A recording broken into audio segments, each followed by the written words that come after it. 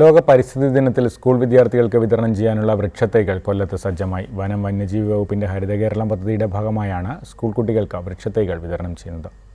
സാമൂഹിക വനവൽക്കരണ പദ്ധതിയുടെ ഭാഗമായി സംസ്ഥാന വനം വന്യജീവി വകുപ്പ് ആവിഷ്കരിച്ച ഹരിത കേരളത്തിൽ ഇക്കൊല്ലം ജൂൺ 5-ന് 5 ലക്ഷം സ്കൂൾ കുട്ടികൾക്കാണ് മരത്തൈകൾ വിതരണം ചെയ്യുക.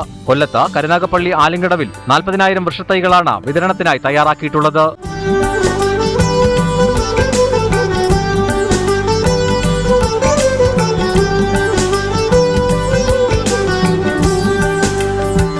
ജില്ലയിലെ മറ്റു ചില കേന്ദ്രങ്ങളിലും വൃക്ഷത്തൈകൾ സജ്ജമാക്കിയിട്ടുണ്ടെന്ന് അധികൃതർ പറഞ്ഞു. ഇപ്പോൾ ജൂൺ 5 ലോക പരിസ്ഥിതിയുമായി ബന്ധപ്പെട്ട് കേരള വനം വകുപ്പിൻ്റെ ആഭിമുഖ്യത്തിൽ നമ്മുടെ കേരള സംസ്ഥാനത്തുടനീളം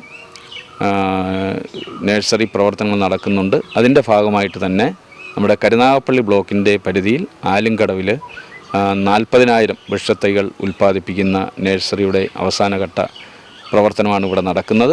മഹാഗണി, മാവ്, സീതപ്പഴം, ചമത, കണിക്കൊന്ന, വേപ്പ് തുടങ്ങിയ മരത്തൈകളാണ് കുട്ടികൾക്ക് വിതരണം ചെയ്യുക.